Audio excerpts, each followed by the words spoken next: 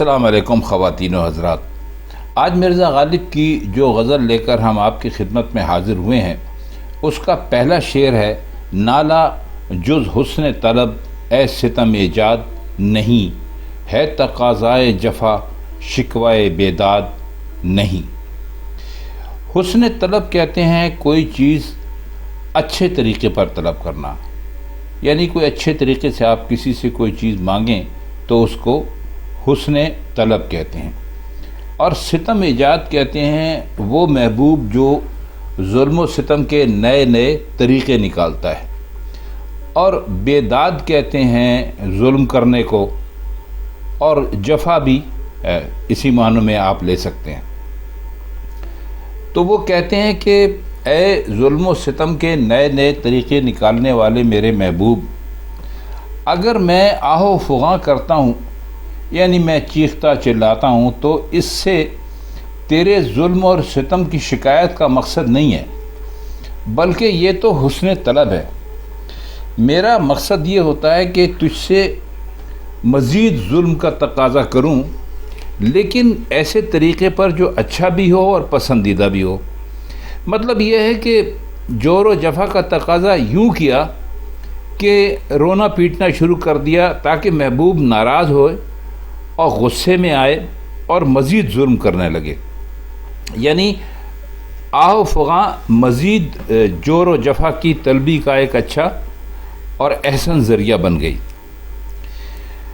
اگلا شعر دیکھتے ہیں کہ عشق و مزدوری عشرت گہے خسرو کیا خوب، ہم کو تسلیم نکو نامی فرہاد نہیں.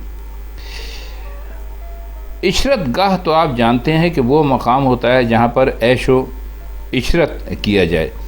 چونکہ اس میں خسرو کا بھی لفظ استعمال ہوا ہے، تو ہم یہ بتائیں آپ کو کہ بغداد سے ہمدان کی طرف جائیں تو راستے میں پہاڑوں میں ایک مقام آتا ہے جہاں اب تک اسے قصر شیری کے نام سے یاد کرتے ہیں. یہ وہ مقام تھا جسے عشرت گاہ خسرو کہا جا سکتا ہے. اب اس کے صرف کھنڈر رہ گئے ہیں. اور فرہاد تو آپ جانتے ہیں کہ شیری کا عاشق تھا، جس کے متعلق پہلے بھی بتایا جا چکا ہے کہ اسے شیری کے باغ سے پہاڑ چیر کر نہر لانے کا حکم دیا گیا تھا، اور وعدہ کر لیا گیا تھا کہ نہر مکمل ہوتے ہی شیری تمہیں مل جائے گی. فرہاد نے نہر مکمل کر دی، لیکن اسے شیری کے مر جانے کی جھوٹی خبر سنا کر خودکشی پر مجبور کر دیا گیا. یہ ایک عام افسانہ ہے، تاریخی حقائق سے اسے کوئی تعلق نہیں. البتہ سمجھا جا سکتا ہے کہ پانی ضرور پہاڑ سے لایا گیا، مگر پہاڑ کاٹ کر نہیں، زیادہ تر ویسی ہی گزرگاہیں بنا کر جیسی رومی پانی لانے کے لیے پتھروں میں بنایا کرتے تھے. تو مرزا کے شعر کی تشریح کچھ یوں ہے کہ وہ کہتے ہیں کہ بھائی فرہاد تو عشق کا دعویٰ رکھتا تھا، پھر اس نے اپنے رقیب یعنی جو خسرو پرویز تھا اس کے باغ اور محل کے لیے پہاڑ کاٹ کر نہر لانے کی مزدوری کیوں قبول کی؟ بھلا سچے عاشق بھی رقیبوں کی عیش و عشرت کے لیے مزدوری کر کے اس قسم کا سامان مہیا کرتے ہیں؟ تو حق یہ ہے کہ ہم تو فرہاد کی نیک نامی تسلیم کرنے کے لیے بالکل بھی تیار نہیں ہیں. اب بحث یہ نہیں ہے کہ فرہاد اچھا تھا یا برا، اس کا رتبہ بلند تھا یا نہیں تھا. یہاں بحث صرف یہ ہے کہ مرزا نے فرہاد کے افسانے سے ایک ایسا نقطہ پیدا کر لیا جو یقیناً اس بیچارے کے لیے نیک نامی کا باعث نہیں سمجھا جا سکتا. یعنی عاشق ہو کر رقیب کی عیش و عشرت کے لیے مزدوری پر آمادہ ہو جانا کون سی خوبی کی بات ہے؟ اگر کہا جائے کہ فرہاد شیری کے لیے نہر نکالنے پر آمادہ ہوا تھا تو شیری خسرو پرویز کی بیوی تھی. اس کے محل اور باغ کے لیے جو نہر لائی گئی وہ بہرحال خسرو پرویز ہی کی عشرت گاہ کے لیے لائی گئی تھی. اگلا شعر دیکھتے ہیں: کم نہیں وہ بھی خرابی میں پوسط معلوم، دشت میں ہے مجھے وہ عیش کے گھر یاد نہیں. شعر ہم ایک مرتبہ پھر پڑھ دیتے ہیں: کم نہیں وہ بھی خرابی میں پوسط معلوم، دشت میں ہے مجھے وہ عیش کے گھر یاد نہیں. اس میں کوئی خاص ایسے مشکل الفاظ تو ہیں نہیں، لیکن بہرحال ہم آپ کے لیے ان کے معنی کر دیتے ہیں، کیونکہ ہم کئی مرتبہ پہلے بھی آپ کو بتا چکے ہیں۔ وسعت کہتے ہیں لمبائی یا چوڑائی کی کسی چیز کی، اور دشت کہتے ہیں جنگل، ویرانہ، اور عیش تو آپ جانتے ہیں کہ کیا ہوتا ہے۔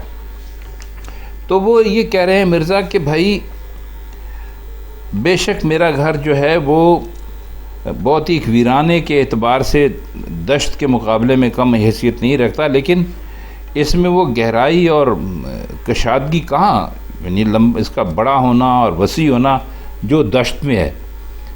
گھر کا رقبہ زیادہ سے زیادہ 100 گز، اور دشت کے لمبائی چوڑائی کا تو اندازہ ہی نہیں کیا جا سکتا۔ اس لیے دشت میں میری زندگی ایسی خوش سلوبی سے گزر رہی ہے، اور میں اتنا خوش ہوں کہ مجھے گھر یاد ہی نہیں ہے۔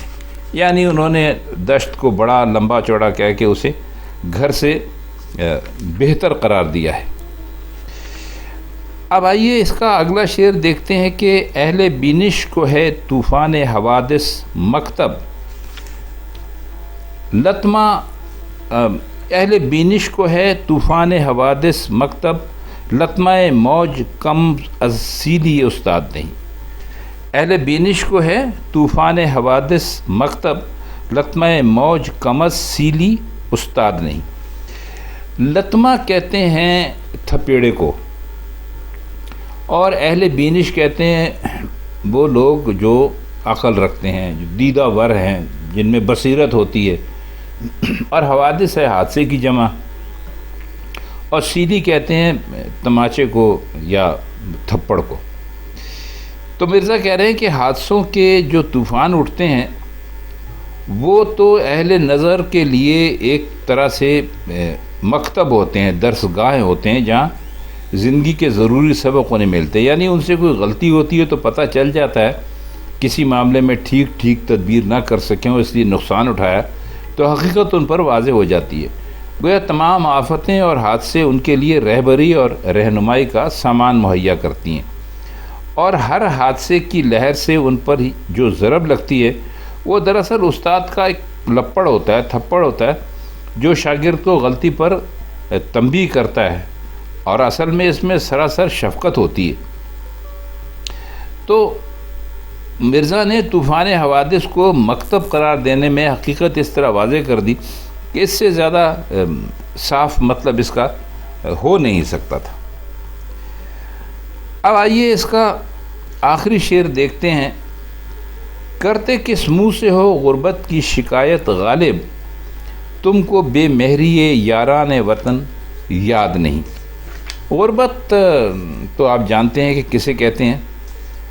اصل میں ہمارے پاس جس کے پاس پیسے نہ ہو اس کو غریب کہنے کا دستور ہو گیا ہے، جو یہ بالکل غلط ہے۔ اصل میں غریب وہ ہوتا ہے جس کا وطن نہ ہو، اس کو اصل میں غربت کہا جاتا ہے، اور جس کے پاس پیسے نہ ہو اس کو مفلس کہتے ہیں۔ تو یہ ایک فرق ہے چھوٹا سا جو سمجھنا بہت ضروری ہے۔ تو ہمارے بہت سارے دوست ہیں، اب تو خیر یہ ایک عام دستور ہو گیا کہ جس کے پاس پیسے نہیں ہو تو اس کو غریب کہا جاتا ہے، تو یہ غریب نہیں کہیں گے اس کو، بلکہ غریب اس کو کہیں گے جس کا وطن نہ ہو۔ تو غربت کی تو ہم نے خیر آپ کو کافی لمبے چوڑے معنی بتا دیے۔